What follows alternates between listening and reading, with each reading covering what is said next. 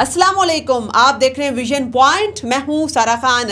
एक मखमसा क्लियर करना बहुत ज़रूरी है कि एक चुटकी सिंदूर की कीमत क्या होती है। अगर ये कीमत आप भारतीयों से, आरएसएस के गुंडों से पूछें तो वो आपको बता सकते हैं कि एक चुटकी सिंदूर की कीमत क्या होती है।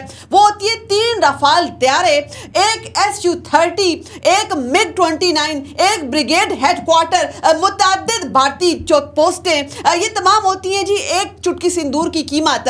तो कोई इन आरएसएस के गुंडों को ये भी बता दे कि अगली बार अगर जो है चुटकी सिंदूर की कीमत लगवानी है, उससे पहले मंगलसूत्र की कीमत भी लगवाते आना। क्योंकि इस बार ऐसा लगता था कि भारत अपने जंगी जुनून का खुद ही जो है एक विक्टिम बन चुका है, खुद ही यरगमाल बन चुका है। अब उसके पास फेस सेविंग नहीं है, तो इस फेस सेविंग के लिए उसने दावा किया कि जी हम पाकिस्तान के अंदर दहशतगर्द ठिकानों के ऊपर हमला करेंगे। मगर वो तमाम के तमाम दावे इस नापाक तरीन, इस गलीज तरीन, इस हिंदुत्वा अखंड भारत का परचम लिए ये जो एक दहशतगर्द रजीम इस वक्त भारत के अंदर बैठी है, उसके तमाम दावे जो है वो गलत साबित हुए।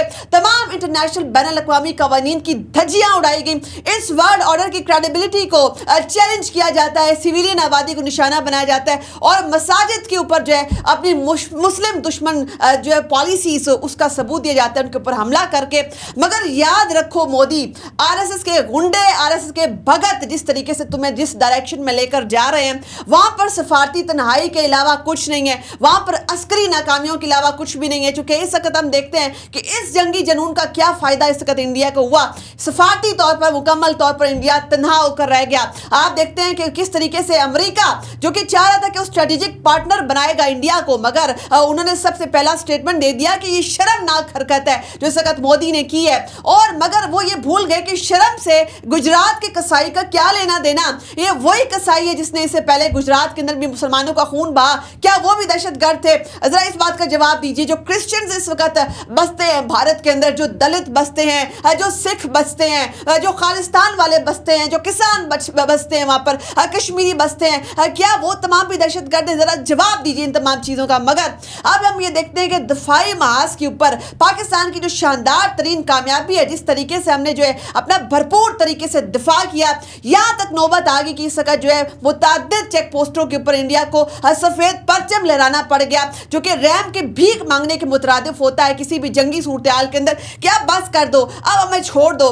तो नतीजा क्या निकला? नतीजा ये निकला कि जो जंग है वो मादी चीज़ों के ज़रिए से, हथियारों के ज़रिए से, बड़ी बड़ी जो है आप परचेजेस करते हैं, डिफेंस डील्स के ज़रिए नहीं जीती जाती। फ़र्क इस बात का होता है, तरबियत का होता है, नीयत का होता है, खलूस का होता है। चूँकि भारत ये भूल गया था और हमने इसको याद करा दिया है कि ये एक बैटल हार्डन आर्मी तुम्हारे सामने खड़ी हुई है, जज्बा शहादत से लेस आर्मी है। और इस वक्त जो है लास्ट नाइट भी पाकिस्तान ने दोबारा साबित कर दिया कि जो अखंड भारत का मंसूबा है, नापाक तरीन मंसूबा, पाकिस्तान उसकी कब्र साबित होगा। पाकिस्तान ने इस मंसूबे को हमेशा के लिए दफन कर दिया।